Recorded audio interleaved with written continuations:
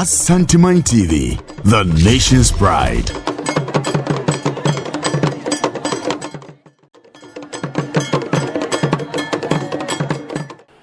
Yama ahefo enyina achi emakwaba edeba Asantuma TV so ene so da foforo ayeho nyankopon ede achi na yetena sese dia na ye oman no enkan ko ne adwindwere ho eboa kwanya ebefa so na yenyina no ebetumi aboaboa ama oman no enso etumi agina ayie enti Asantuma edawuru ena wani eguso asabre de ohwe no mekai so adwumaje no live Facebook, Instagram and YouTube. Ninyana Asantuma TV. Bomodi na duo. Or subscribe no share no comment at was saying tenasia. Yes, so yet to me akin kind and so eddy amount. And Eddie Nanka asem edifi na said the empany a kind said your day a hiddy a buy on one a bomodin and so eddy a young one son and so it me eddy buy. And today Yenian a NDC abomodin or manifesto na jabu eja enya ba beduru na ese de komo ejiane mi kwame de mbiem na abedi agun nti NPP for ye na se manifesto no edabo achichide achikura nkwa beduru enya yi wache afini mfie mienu ho ene komso omde aba enti ye bedwindwin eno enso ehu afi Ghana mampanyi enso ECOWAS imprepare ya no enso apega nidibre no se ono ene be teaching chairperson ede emana se chairman ede ma ECOWAS eno enso won sensem no enso enyina e wo hono ene ensem na hodo bebre na na mpanifo ame no mo ebetena se na yadwendwen titiru eye NDC manifesto jobs prosperity and more the people's manifesto ye de be NDC and say NPP enso ede no leadership of service protecting our progress, transforming Ghana for all. We 2021 to 2025. Ena afenunum yenunu nyina ene yabe tenase na yebe dwendwen enso ehun. Epanifo am no mehia no eye Collins Asabre from the camp of the NPP. Communications director for Diplomatic Patriots Ashanti region, and Momaro Salufu from the camp of NDC and also ewa mino ebetwetwe nkomo midin ede Accra Kwaku Bafo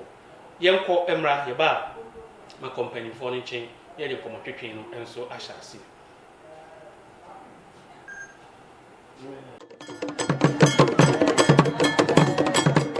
yama aye ahefo nyina akwaba ti sabre de mekọ empanifo no chen na mama o makwaba na ye de nkomo twetwe no enso ahyase Collins Abra, bibi abokọ de Nyankopɔn adom ne abapapa amamu no koso na di yidi ne enkoso ba nipa abra no ntino. Nyankopɔn adom ne pa. Omaro Accra ndidi se bibi abokọ Nyankopɔn adom mpom de ye na akaboto na nye yizi sisi no ohia no oya kakabe nsem Ghana fo so ena ma ba mo boni a ekoso nti ohia tun begina okwa no oya kakabe nsem oya ho hwia ye yi na famne so we gina kwa no no ya kaka botom ye de pam no nti botom so nyedu akwam na nye yi sanity okay mama sha CNC Ghana mampani His Excellency Nana Addo Dankwa Akufo-Addo ene ECOWAS etumi in can say sa baso body will say ya appointing as chairperson meaning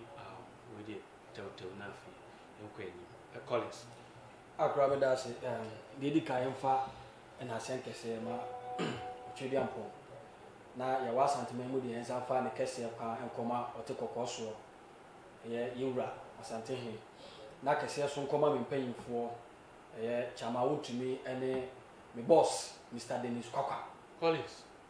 Nana Addo asem na me kana baby odie o say me chia me mpanyimfo Akra ndi ja kese nkoma me boss Mr. Dennis Kwakwa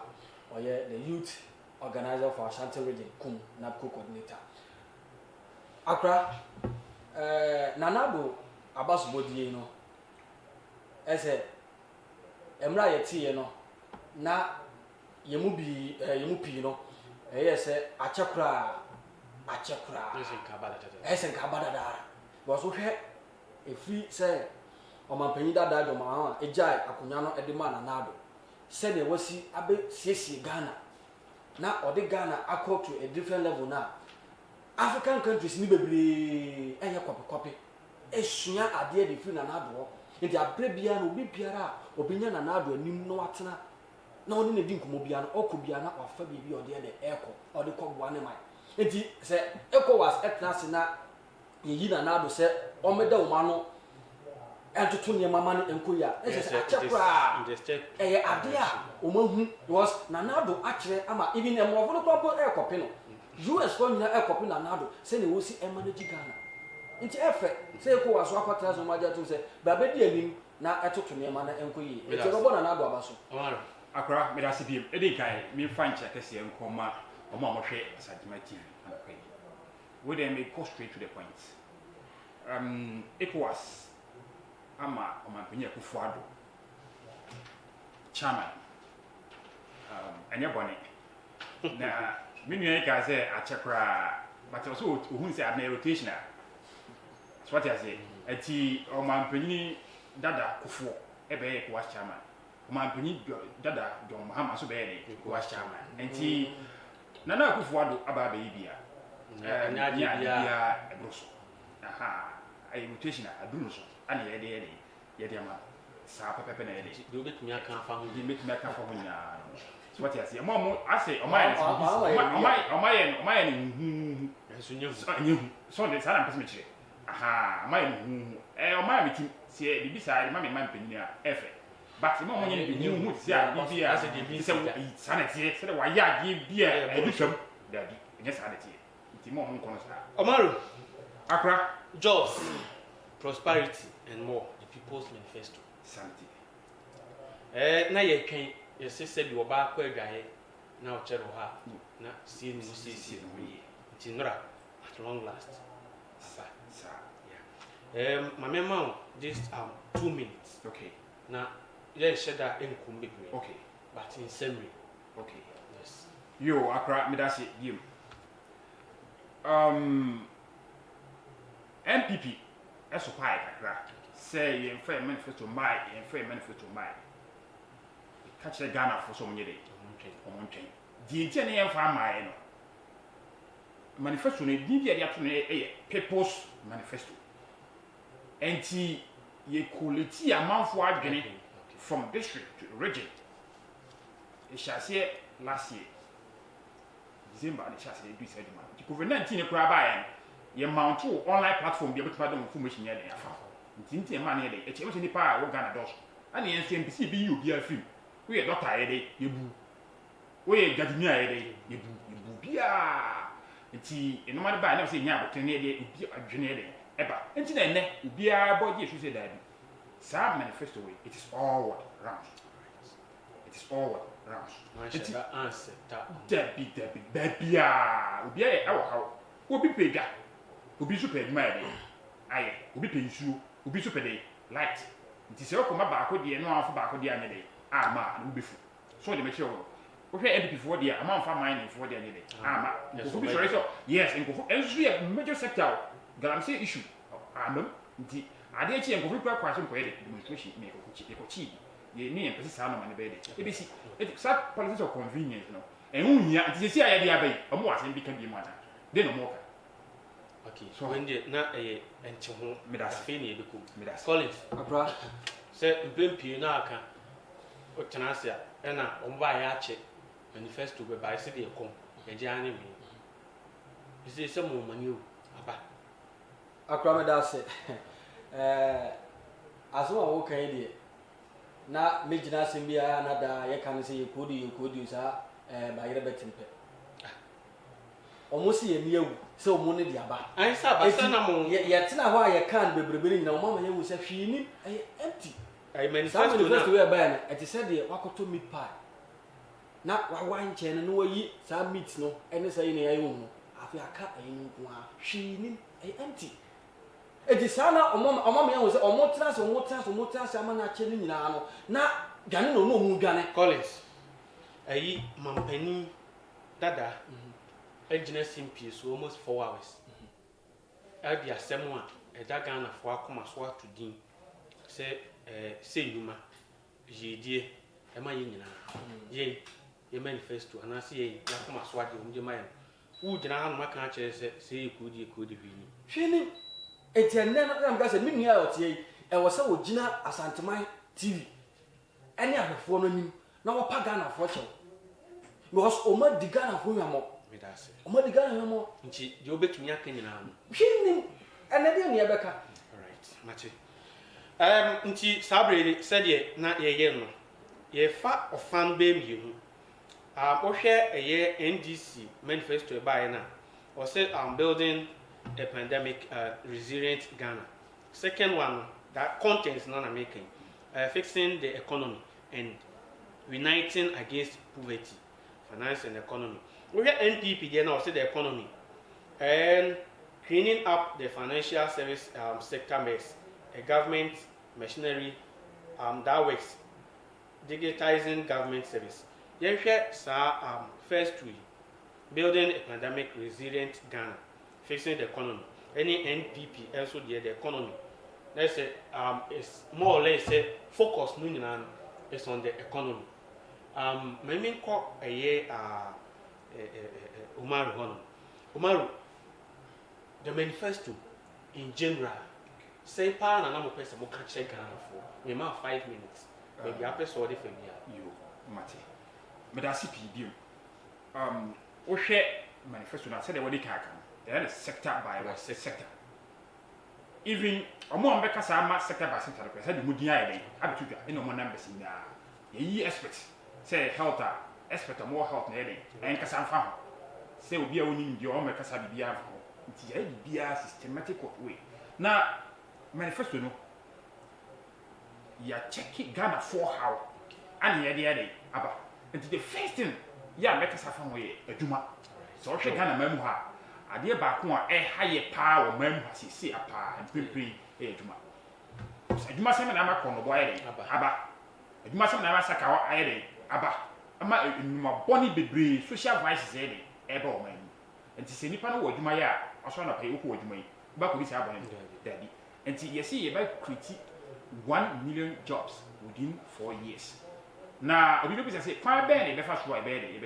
so averagely every year you are going to create about 250,000 jobs. Right. Yes, they say companies are often more formal. Is it feasible? It's feasible. So it's very, very feasible. Within a year, within 4 years, so 250,000 everywhere, every year. Now, same year, say, company are forming a full Abani say corporate tax on my day. If you are not Busian or day. Nti aban ma no e ma onye dey entua saade na se be ya be ma wo adwuma na dey anyini what me I employ nipa dey bebre apart from that ye be organize skills training amanfo eno no wo be call technical schools ni na up to university e be free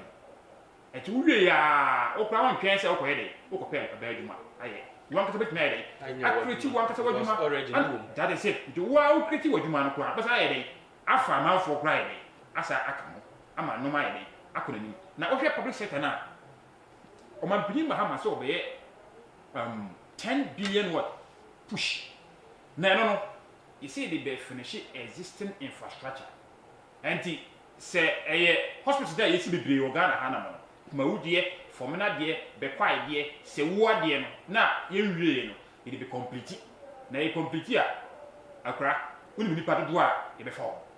nipa bebre de benya sa adwuma ne bia ide aye nti on a very feasible pa ama amanfo ho ide aye ha mo sisi na pui me na mfo do mo won kan ya me wi school mo yebi de bia so mo ha me ni busia ni sometimes a delay be 3 months na buy impone fancy 20 month bia oh en kan abrabo any 7 million a month ana 700 cedis a month e be yi sa TNT kura nya yizo eni aton kakra ni mo how nim se okra no akọ sometimes me ko enkan ya on se matter to masia charity me yadru a me tra of anko na sa de so de me so me dina ho na me get pressure okoro nya to yes enti e se ye na ko nyina ye mo permanent job because say 700 cities ba de ko ra be ya some case you and we are de bia we re be de e be du watem because would me fa nya hwe ma nya de eni ahoro no na on se me twache ni anti education sector na dey ehia me pa ana se o ma bia betu bon a o se education ye dey economy because also bia adwene mu do no ma constructive criticism ni ade na no pi na edi agu apam se ebe ya nipa betime sua ade ma na ede economy se usua ade ko anim a empo no me say me no nsuo me to atwa bontia na me fere so that no be bi me man kra no ko school do achi a no be bi ho no ma mo na ede ye na de ne ebe ye ho na se oka school already obi de free SHS aba e man pa do ni na ko no pre school no nche say pia we are not talking about quantity alone ye difference o mu ni say ye the quantity and the quality and e be ye aduma omo de ye no ye quantity ye pia ni pa no quality ndo ma ye fu quality na ye fu na nipa ko school e de na okope nye ni dia na at the end of the day no wanya ni dia na no okoya na so e de obae nti se a church for school mo na di nim dia ne man pa ne president sanity na atachefo na di nim dia ne man pa ye fa say ya ma opa breakthrough se kodo na se ya fa grantan ana kotokuro aka ho a ukoduru a we obiani ye se kodo yi wo bele no ado nje no o ma enti obi ba no blame mu se wo be chirim se mi chirim se akadie na o se ma school no ye dey ekoso yie no sanka me medical aka na fide su hada se duane de ye dey eba na ma panyi wo ho se duane na amba school be breaki ti ho de ho but books no ma nti me say omo a na mo green track wo be ko school ho green track na di kan ba na books no ma notebooks no ma isa books no ma wo ko tiade wo su mi kan tra kwa so nkoto wo ko to a aban se wo sabotage no evidence ye yi headmaster for me di so all kind of problem so until you say you be making sure say are they high double track system improve and continue the implementation of free SHS sanity abolish the double track system on say you can't say e be ma quality na ya duma omusuro o ma say review no kra na cancellation me nu e kra ka bi o hada mo be say expand the free SHS program to cover students in private I know na me ba so no you see ya abolish double track okay because you say obi ko school ka create bi wakotena fie bebre even all year round na that's no ba school ka create bi wakotena fie bebre so ho edi kra no enyi so and dey big issue so what I say enti equipment na be fa ayi double track na ede afi for prepare ye eno ani sa 110 billion e push no e be complete e blocks no e bi okra ye esisi ye wi nti ye wi a be a very simple kra ana afi be make sure say private schools say free education by especially senior high one ma collapse the omo ya ni say omo no back yi omo je from omo man because minimum private senior high school are operating from form 1 to form 3 fully fledged and also because one of them ba ko obi nti ama business ko atwa dey collapse nti o man pani jo mahama say oba dey integrate omo nti say bia akwara ko government one e bia say 10 cities near the man emphasize can ko dey ba private schools na omo so enye den omo dwumanti mi nkoso yes ha omo so bitimi afa teachers ni bi na backlog ko e wo no omo so ma quality na ba no na amanfo so dey enya adwuma papa e dey I made us that's it all right me ma 5 minutes but utimi e dey try 6 minutes Collins very time Collins we have do 6 na ba ma Mati Akra. all right Collins Akra. in some no na da ho no o hwe said ye ade no da ho no dia be can say some shows more day yes because say we create 1 million jobs in 4 years no kwasem ne say ade and NAPCO beneficiaries will retain permanently and given what decent wages o wani nyo sa Akra me da se on say e wi ase de se wo ho na pese o ho yo da wan kasa betimi de nsa anu ho na wasere ye wo de so de ase ena empempi no se na ye kasa no ye nyama life na na se nyama na ye kasa wo chem ka se ensem bi wo ha aye nipa ka ye ntase na ye nwini hu nwini no ansa na ya kasa ena ba bia wo nru ho no so nipa se ka wa se sese enema menua abetena ha akeka ni nyina no na ka cho se se odi ka pa Ghana fo acho but onye ara wa Ghana ni because ade a wabetena wa akeka ni nyina no you condemn those things when you are in power na ade no nya mo condemn no ena me ba so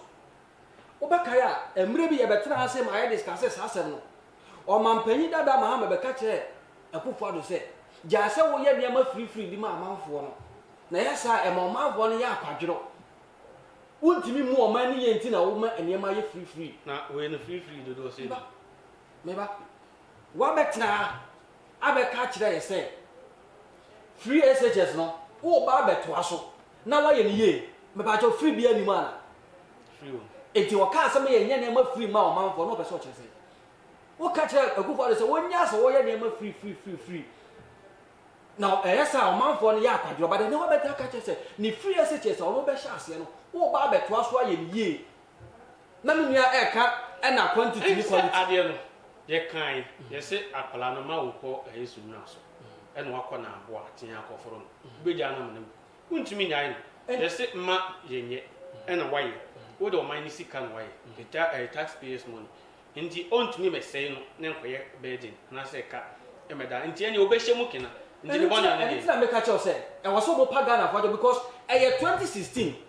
and o mu ye advert close to 20 and the condemn free SHS say entimi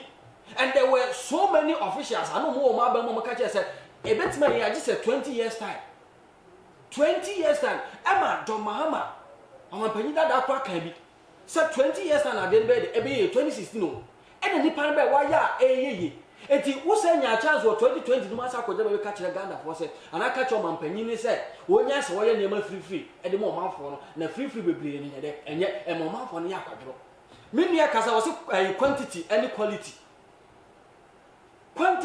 quality no obeso o chemu say quantity no obeso o chemu say was quality dey metiase but quantity no obeso o chire say unte quantity no me pesa o ka kire say quantity no obeso o chire say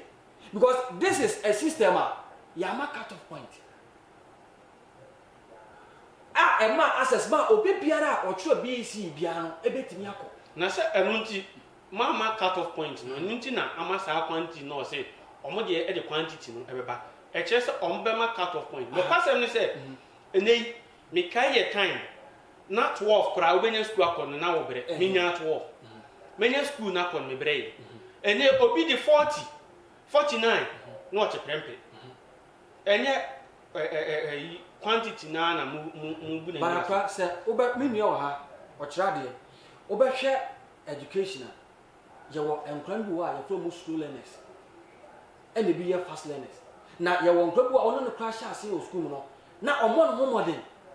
from say class 1 e ba no omo no modern but do class 3 no opeke se akwa no class 1 e ka se omo no modern ye nyini mfiri ho ana se ye ma no kosu adwuma ana se ye ma no ntene fia enko do class 3 na opeke no sa no ntonwanfa eti nipa no atro BC but wanya 40 me catch us ene ye wo incredible wo munya 30 na munya 40 a omo echo school no they were performing better than those that get 12 really yes omo aya there because I studied by stages undru baby a wotimi catch undru baby atro peke eti catch us the ono say me mark cut off point akra no wotimi atro the amane nko buy and buy obetimi apeke na o adapt it o say no quantity ni nya papa but o quantity ni so be mark cut off point tell you o be mark cut off point it is me omo ye buy ni dey one specify as to say obema cut off point and so any ayi ni nua na kan am say be ba ni nua me mama nua wa de be o kan wa was quantity and quality quantity and quality me time no me dey am me nua say quantity won chire 1 minute tie wa I won tell you me say yeni omo de no quantity numbers but yeni ye de quality be kan quantity no enti obi a okọ omo dose no akwara wo heda anima de na wo fa akọ double track wako school 1 month akọ trafi 2 months e be na wo yade enti quality be kan ho a e be yi sa double track yes quantity no change quantity college your person chire ni say no quantity na person chire ni say double track system no e wo ho no no e ma enkra nya enough time kra so de be sua ade enti so obeyi firi wo no otimi expand school no na accommodate wo mu nyina se 3 months eni e kwa ye nyina ye ko akran benya da enough time no e de sua ade quantity is numbers yes enti eni ka say the quality No. Okay. O state wa ya na ye ni nukrama. And what they was okay. I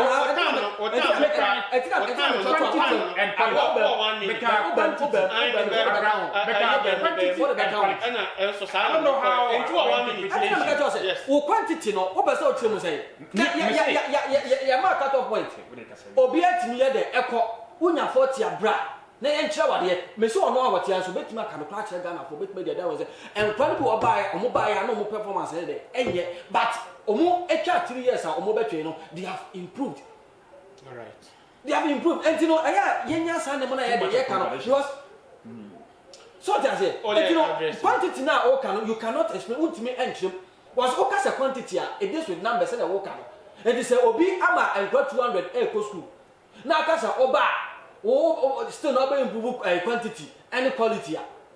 Now catch and say you should a double track. And unti ena ama and crowd be better fia. Na make o can say ade dey koso. Since when any ma parental responsibility e be government yi.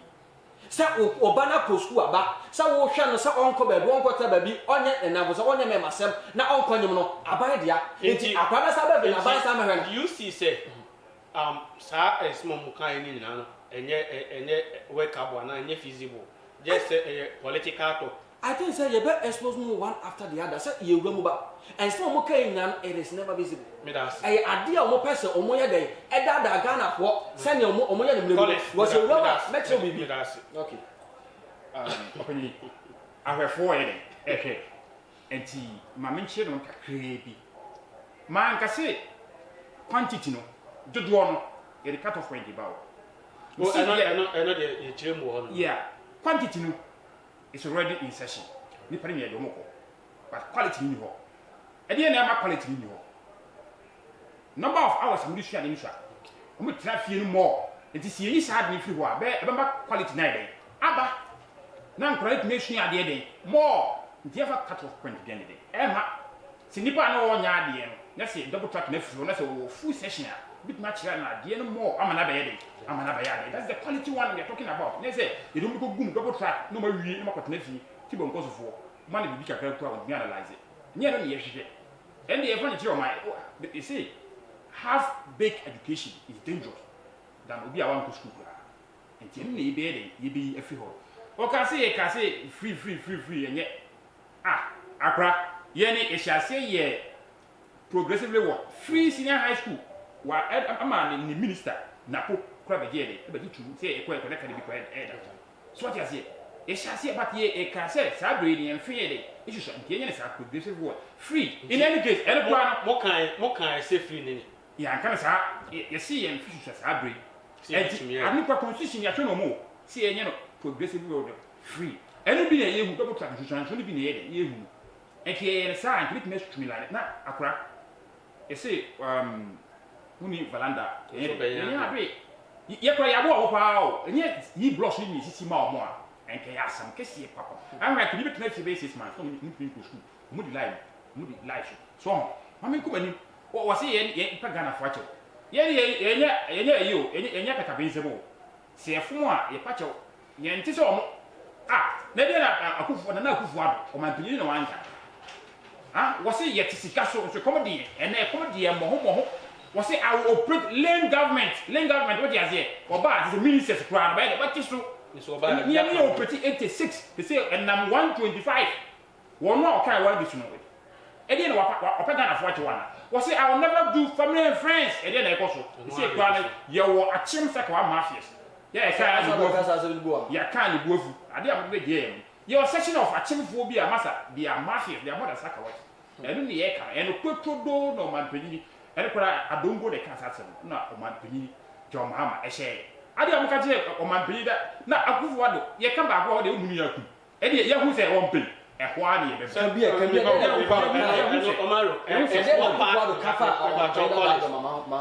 da achim mafia so say my Sakawa boys no it's not part of our topic but okay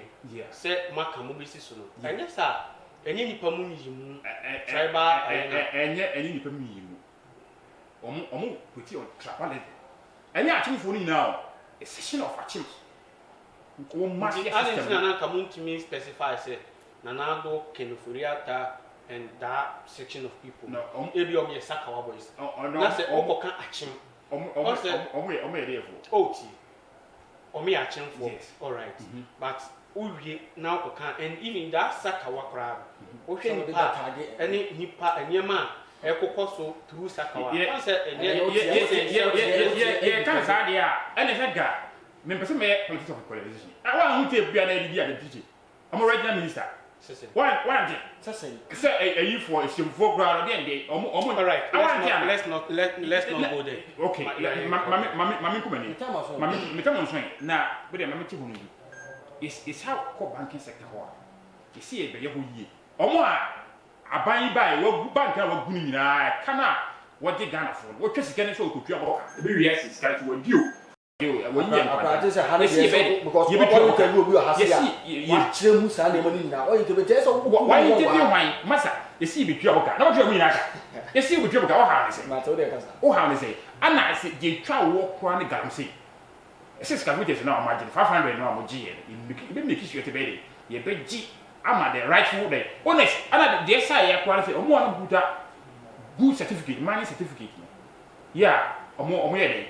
Making sure to be good, so that they are Jeffrey Winsome. Making sure you are the bed at the moment. Where you come here, your company. Ghana for ye in the epe, where you pay my NDC for. Excavated some G and the NDC excavated a Timon 4, excavated to Moji, and I'm not to edit. You see a bad machine near Giama, Newer. Yes, you buy a bit, Takashini, you didn't wrap so. Yes, as soon as he's excavated, when I'm sure when I'm saying what the galam stop, I take it. And he find a fire. Sanity. Medasi. Collins. Abra. Medasi. Nadia. Minya wa juma ya pa. Onse asma o kan. Wo hu ne won kan o de nan ne ba bia. Asma yen fa ma ha kra no be kan ho ase. Any case, yen yetipanyini na ase. Yetipanyini na ase. Sebi o. Yetipanyini na ase in the sense yen nana Adanko Kufa do yepanyini. Ena wa gina simpie so anase okọ na hu jem kakra na doctor ka so ko gina mu no oni ye etra se ka kire se sa politics of insult no ma ye nyi bi enti ye there is nowhere no be paje o Omar who be said we no fear ye na kan fo be remind o ye betra say ye be ka politics of yi chapala ye be politics of insult akan fo ba o man ye no obi ata but ye be ka wasem. Okay, you are wasem. What kind of so that's it. You be kan wasem. It is ade ne wo de ngonwan e no akwakofa asem de ade abechechiro ho. Ya ma ye nye sa ade no. Menua e kasa no. Ensem bi wo ha e ya ye metena akwa ne de enka because emwa one mameka ba bi oduna no ye de esi ye no say banking sector. Etem ka just akwa e na no wo ha ya studio ya mhwe bi. E na wo invite one guy bi man bi sa oma me chechem sa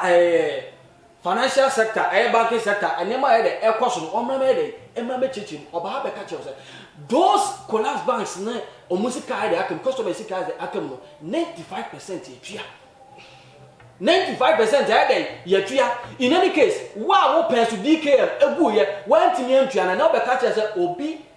esika ke ba bu ba ye oba betua wa bra o ma awampanyi na oteso no etua DKM go no catch say wo of crampo na won ko school da no enya sa mistakes na customers akoye no nanti asem no kreda ha asem open fa subum na so sika akwa akokemu a but ne ya this the same people asa catch so oba wo betu musika ide amomo this same people na ye ntua no si ye ntua ye na aba betua na wo ka sa asem wo akire wo didi wo matem awie ye no wasa be catch so oba obetua na say ni kwa catch say ohuro na nim kosoro to say ne yo catch say ne time no wantimi anyi sika na ma na so wantimi antua aka na ne so ba betua dia na chese nipa ohuru nanim koso nti wanyi wuni ohuru nanim ekoso yenka no kronche nipa yenka no kronche Ghana fo enye power ye penti no na ye tu go when does be so aka sese eduru say ye ba be ye ko elections a o man o ayi amanyo fo ni timi sore na obi a na otumfo turogu nipa ni waka on record waka se obi a na otumfo turogu nti papo de enye papo no kro de enye no komo wakagu enye sana politicians mo ye no wakagu ebi no ye ebi na o ye because we pepper want when try we twetwere Ghana for small scale miners asema we ye the o can through your initiative correct small scale miners are ye train o ya sa Japan no say ya sa and before Japan no say ewo ene kokore ewo mo say small scale miners no ye sika ebeba no ye de bi e call actually more because meba in general onu say Ghana ha omo to gold no Anglo gold of South Africa omo nyina no ewo sika ewo capital omo timi eye no large scale Ghana for miners ni nyina ko small enti Japan no ye kwa kwaji sika na edi sika no bia bewuram ama ya bo no ya chere no right is somebody ji o ka sa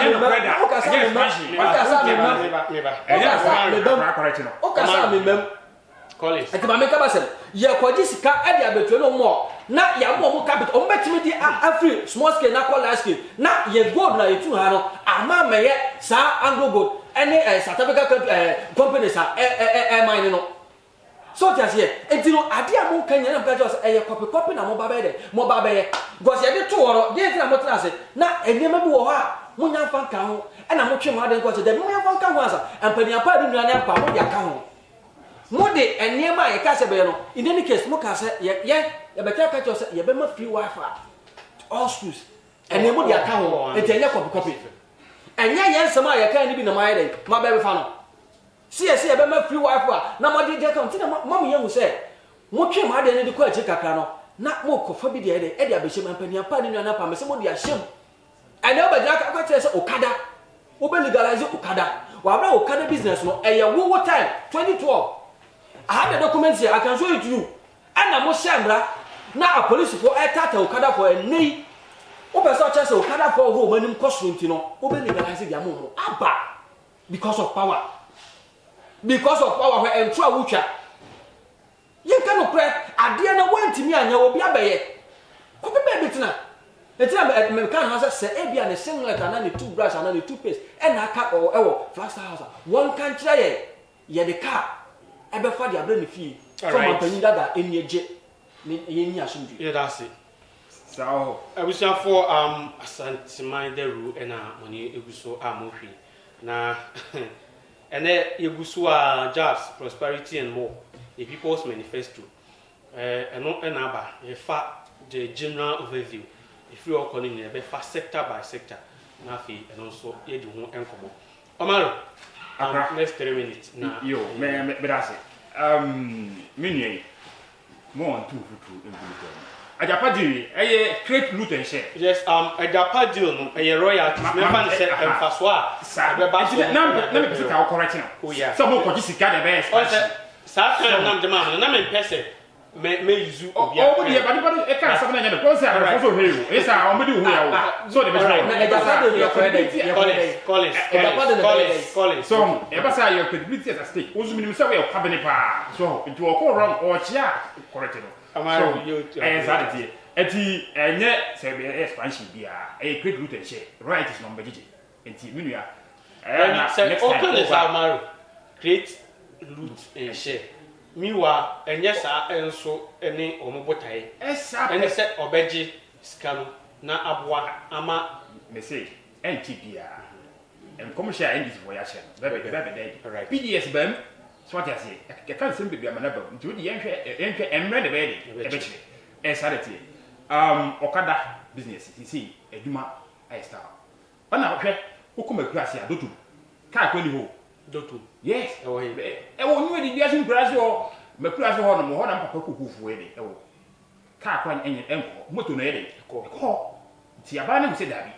wo hwe trend no ma bi no ma sei ko na aso me legalize na ma sankofo no omunye adwuma ye no na sankofo mo wo sai nkurase no so anye anya means of what transport at me there at the back no me ha me boa me haka yo kwan ben so because wo hwe enkwala omu timoto no so ene kwan ye ofa so o hia ka yi na eben nso no won so hia no owura ha no ase de o TV ho ene ye motor race kwan ben so because ase Ikroma no ne sa moto no de the issue is the regulations be there yes I way nipa de obani freedom a woman freedom I'm telling you obeye anyamo ho sem na ohwe de e de omu kwa na say se de makai omo mo nkura se be na means of transport enkofo be na adwuma ye ana de sa be bo mo ana mo kwa say sam kofo no se twa kasa mo man because ya regulate omo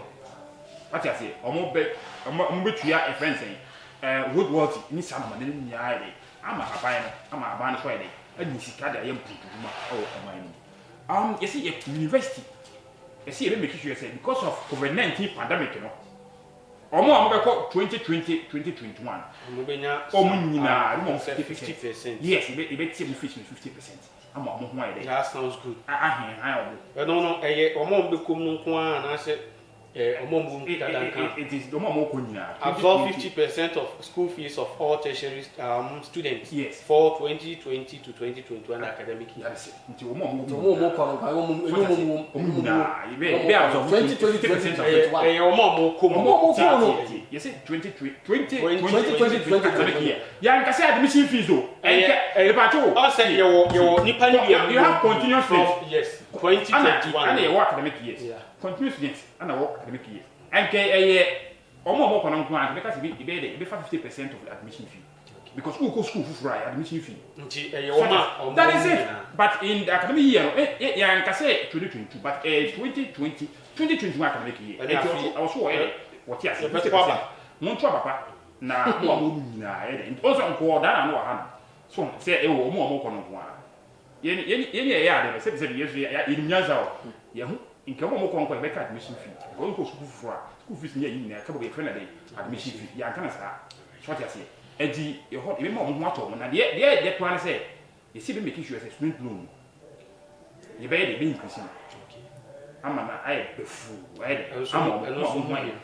how so what you say no no guarantee mu ye free am see de ya de da hodada intimaka musu no guarantee ye ne ye wo ye di mu dada na esa aka se be increase no spend loan omo kan ho di mu ana ye increase no brother ye increase dada what go school student loan na essay o man kasi o be increase student loan na essay masa mamen kasa me pacho mamen kasa so what you say and uni asem bia kan ho ana on say o man ha agrarian what state e pia pa nti you say you make sure say farmers no ye ma free fertilizers ne ye ye ndada we nye se o ka se ye dimi ne ye ndada o ana ma mo efoi ba ma be ye free ho si se o koto fertilizer me na se be better friend 80 cedis per bag so obi o kra na sa 80 cedis no o hu bi da o sa 80 cedis per bag you can verify it and kweturu na make sure me ye kokufu olo kata kra oni so jadi ayi ni free ma manfo ma mo to mo wo ba ya wo so wo be kokitega all right obi akofo ho na wa he koko prices omo minister e kan so ba omo betum ye kra na esisi ye kuafo no because ye to koko 1 bag 700 cedis oba de na we 2017 o man dum no any world market ni determine price no oni sana no get answer 2017 o man dum 2018 o man 2019 ano otum fia 40 cedis no de kan so call it 3 minutes akra we there 3 minutes ma men kan ade a say dem ka say what kind within 3 minutes so what kind we na 3 minutes ana me fama won kan say we are on fama time but say me check that for nipa and you want 3 minutes or say this is the road traffic regulations 2012 but one na tell kuna so former president and they was abayo or say regulations 1281 and 2 and 3 of the legislation instrument 2180 that is 2180 prohibits the use of motorcycles or tricycles for commercial purposes. Emra no sheto ho. And I will see kwan say ye mapan ema motorcycles tricycles enya adwuma. Ye ne bra ni amendment. Me amendment oba. Afa na deal. Ade na oba ye na wo Omaru. Okasa ma. Oka ne ma anya yi. O de be kan wakra. Me say ye nye amendment. Oh yeah, amendment. Etem ka to say obeta esen ko paga na vote. Why are they way? Why you paga na vote? No, share some that way. What share Let me say. Pacho say, me yes I dey no me ho. Send them money. We you to organize what can I say? Monasha organize. Okay, amendment no. Emra bia say le so make am. So he obu be bi na hwe na emboa. So se Omaru. Ti be sakram. The first time me Omaru program no. I assume be no kasa or protecting dignity na dada. And no with all due respect. Oh, don't go there. no, I'm not saying. Me pikin be everyone, but for quite some time now, me a programs are no. I did you know or can a man chest and sign dignity no, and then you are so protected. Me what ya? I did remind one young Pagana for you, see a better amendment, and then I won't pound watch. One young pound watch because in any case, more national organizer, Munito organizer, I could just simply a Pagana watch as a you know, teacher to need allowance, you come near Pamo Chow. Oman penny any na bedi and answer the running mate omunam say yen twam len government so just say I will not quit family and friends in any case student no asoma wo kan ko check we now you student no na say and say akwase ya increase ya de no be kasa be ya me ye tie mo former it's right. My English is ya mo ponko say o kase na ye say na mo say o kase na do say the manifesto me ba o ma say program no say na ye say na do say the manifesto no student no say o hia bia de o hia no Ghana car o ka tire Ghana for say Ghana for mu nwane go say o kwaji no no ntua kwa ba bia say be hu age that's it. I'm Collins Asabre from so just say entino mu NDP communications director for Diplomatic Patriots. But I think that okay, maybe I can come and edano na yehwe NDC manifesto, the general overview.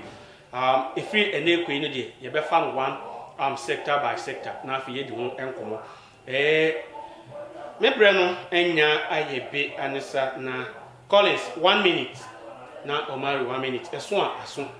me ka bia kan bi enu won ko hetam na otam me tan no de aduma akra I did o de mama kan I think say o kan bi for Ejapa deal no say Ejapa no royalties na ejiji na da na ye de ko bond market ne ko ye dey ye kwa ko ye dey but and in any case no concession you about 50 concessions e mu 16 pe and I ejiji so mo you mejo wa ya kan dormant enya ja mejo dormant akra o say no go mebem ya kan dormant Ghana fo ni yensade wo mu no ma fa enkofuo yi asabeda okay sa mambofuo omuni bi papa bia e de magana fo because o ma kire say omuntimi because omutan e na enya the dead gold syndrome o ka kire say yentie hwe mi de mi odwanfunu enti sa de no omu ba de ever to jam because omuntimi e mo agana fo yema yeni emre na yento aba ema na na adoda kwa akufado na enema opeso ye no onye me de chaka say e koma eye honorable adada you kono mabunya electoral assemblyman opinion kaso me sedawo me ntwaso oba me di manusi e so wanu na odi se no kan credit check Collins Mr. people ale dira mo pe rabble rousing sa emo Ghana fo se ya dwumu da hopa o di de mo ye ye kunu nyina taxes no emo wa boda bo she nyina mo adwen so obi ahu e ta manifesto gra mo kunu she bobi busu because somebody can ya ma bo so de metwe wo de make can say sisi no ye hu amamu akura konkon ene ye hu amamu abutokura akufo ado wo bebe bu amamu abutokura ene ye sire bu amamu akura konkon Ghana fo nyina ye de ehu mo kan ko because o sa o ma ba so ba be correct the mistakes konkon Emma John Mahama not a ma o parliamentary candidate and one or he is coming to correct his mistakes na my kwan ama ya kan kunya eye Asanteman Deru eye Asanteman TV so na mani eguso amu ehwe no me kan che se bomodin Facebook, Instagram and YouTube